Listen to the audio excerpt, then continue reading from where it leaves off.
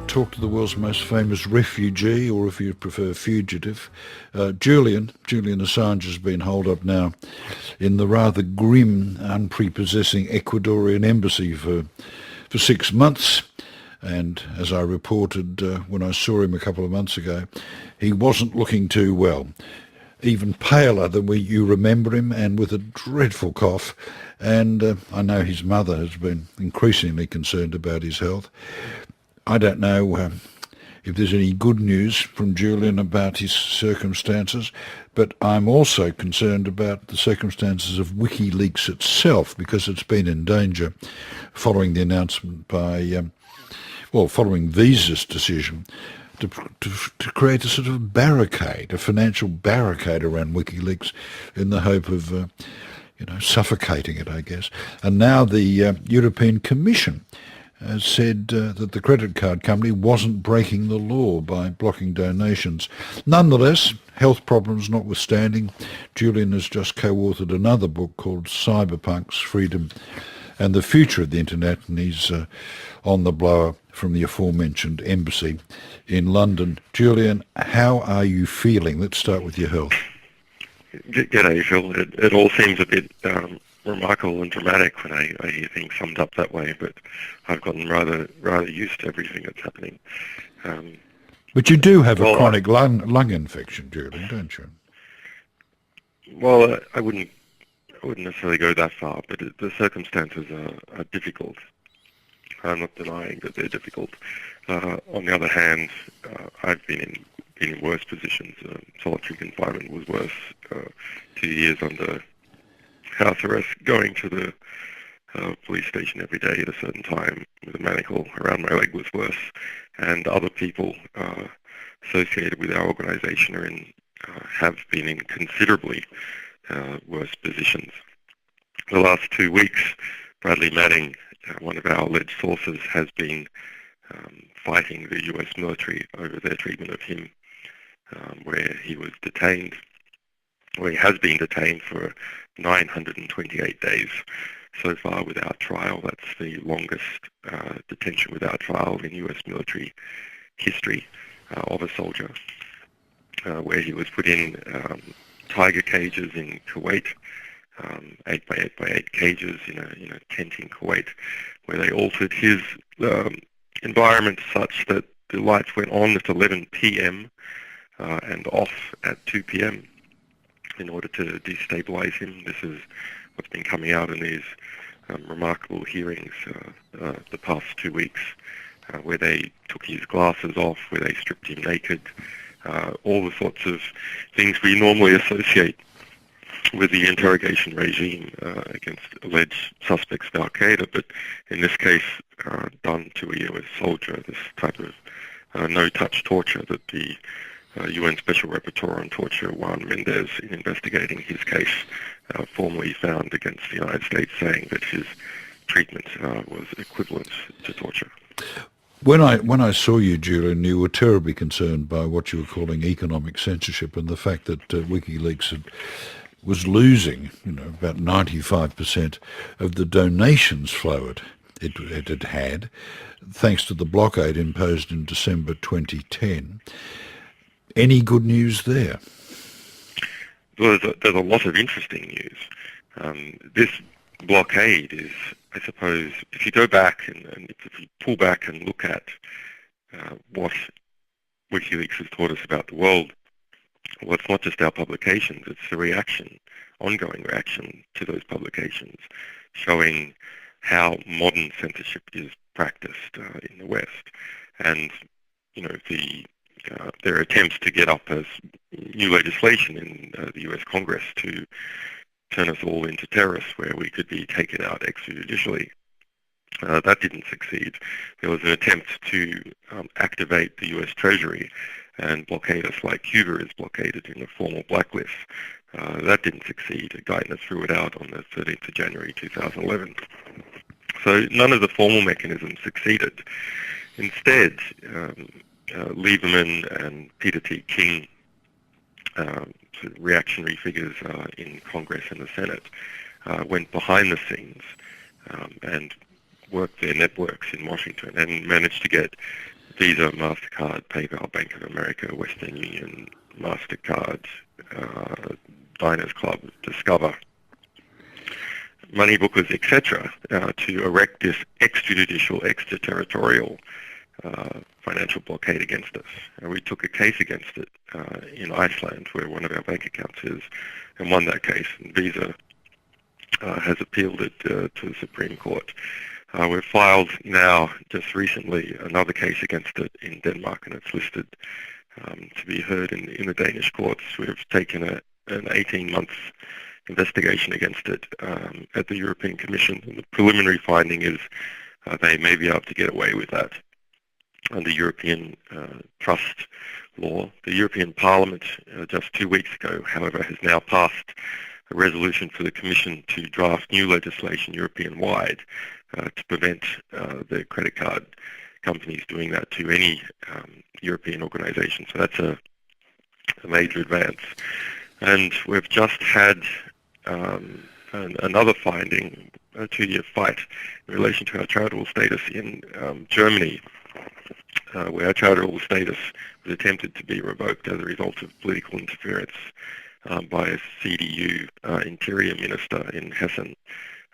That came out in Der Spiegel just a month ago, just political interference. But we've won. And now we have EU-wide tax deductibility. And in the United States, where more than 40% of our donations came from, there's a new initiative which unfortunately has been delayed by just a couple of days. I can't tell you exactly what it is. But there's a new foundation that has been created with Daniel Ellsberg and other luminaries on the board that is going to give us US-wide charitable status. I understand the European Commission released statements from Gillard as well as Joe Lieberman, and that these were crucial in getting that financial blockade to happen. So our Prime Minister was not much help to you. That's right. MasterCard Australia has admitted previously that Gillard was involved in relation to MasterCard Australia, that they took those statements of the Prime Minister as license to justify their blockade. But what we saw in the European Commission documents is that Visa and MasterCard are using Gillard's statement as the second statement in their compendium of statements by politicians as the reason to impose the blockade internationally. So that's the Visa MasterCard US. Now, there's a really interesting thing has come out of the Commission in relation to these card companies. So if you think about it, nearly everyone has a Visa MasterCard in their pocket, and it is the world's largest small transaction currency. So if we want to exclude land purchases and oil deals and so on, Visa and MasterCard together, for instance, had a 97% duopoly in the European market. But what do we really know about how these companies work? Well, there's no sovereignty in any nation without economic sovereignty, and Visa and MasterCard can simply exercise an extrajudicial, extraterritorial economic drone strike against any Australian corporation or European corporation and cut it off, just delete it from economic existence, which is what they've tried to do with us. And there's no administrative or judicial process so far that can stop it, even if you win them. Yeah.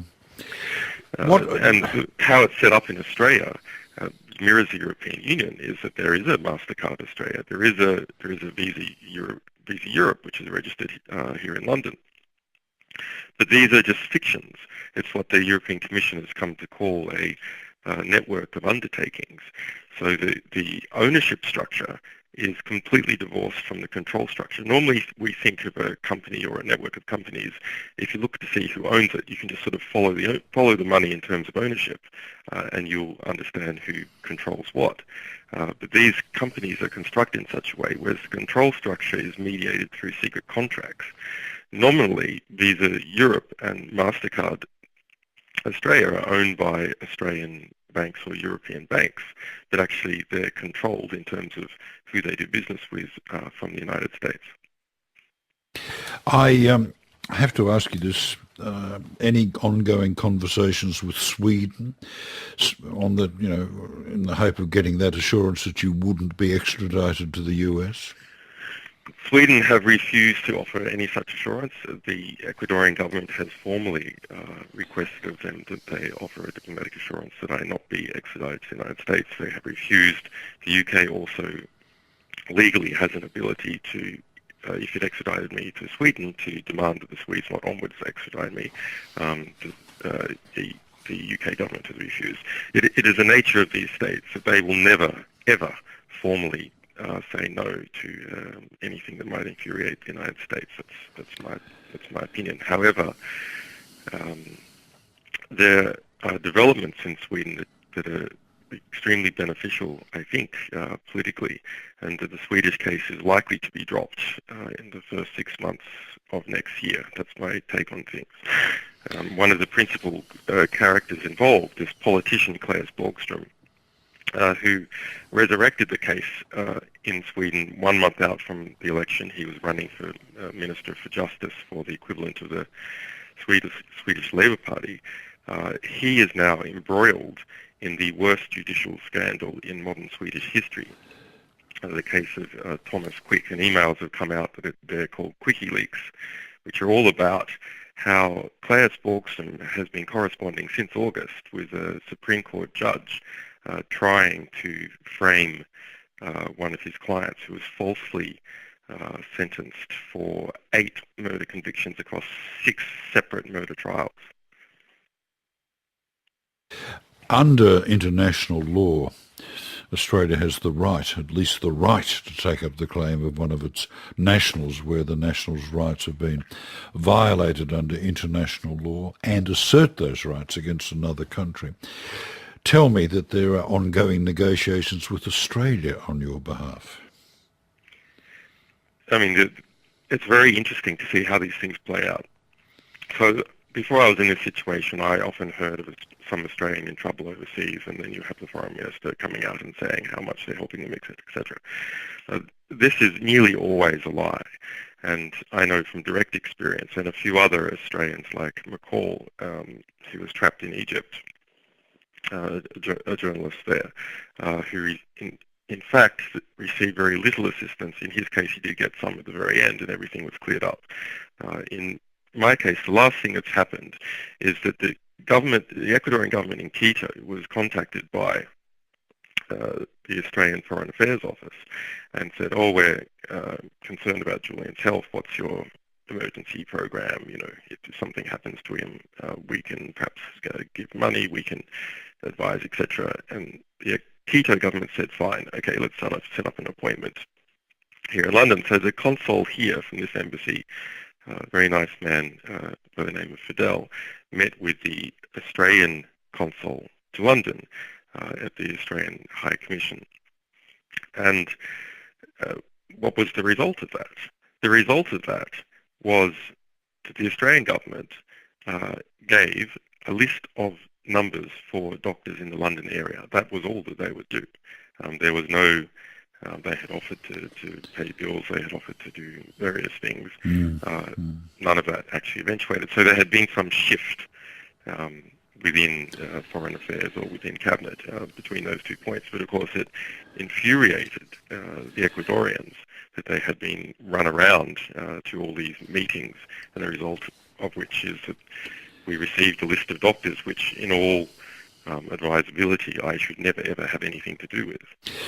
Julian, long before you were born, I vividly recall another famous long-term incumbent in an embassy, and that, of course, was the Hungarian Catholic Cardinal Mindszenty, who spent 15 years from 56 to 71 under the protection of the US Embassy in Budapest. You must, from time to time, see yourself following in his footsteps. Well, look, Phil, the position here is difficult. On the other hand, us to understand that the position faced by the organisation and its supporters is also difficult, and there are bigger, bigger political, there are bigger interests at play, not just against us, but also people who support what we're doing. And the position I have here means that we're able to effectively focus some attention on what the organisation is going through, but also on the principles that we believe in. So I don't see my situation here as altogether unhelpful. The big threat that I personally face is the ongoing US investigation.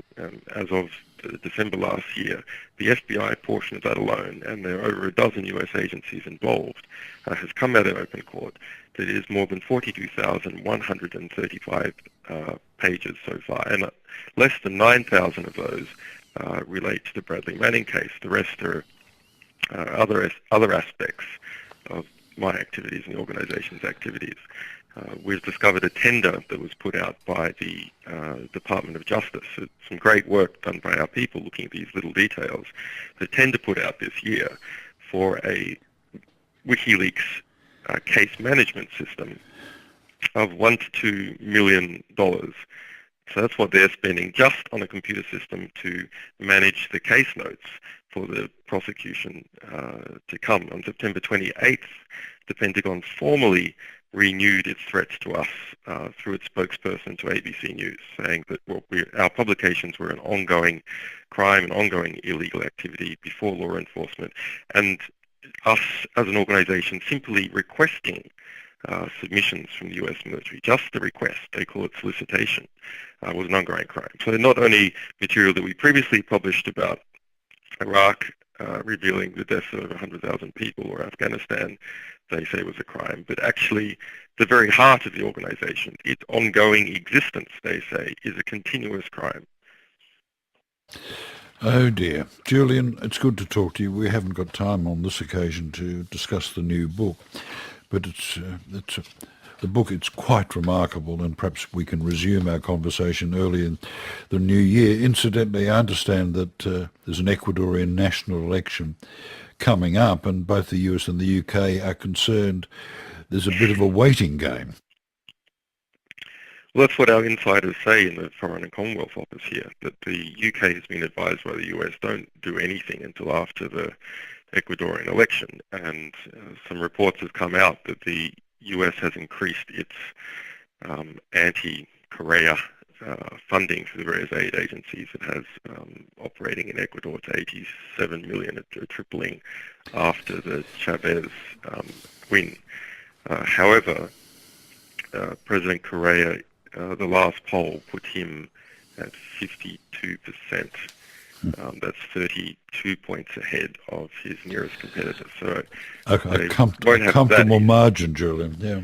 Yeah, he's the most popular. He is the most popular leader in Latin America, and as of last year, I'm not sure the up-to-date polls, he was the second most popular Democratic, the elected leader in the world.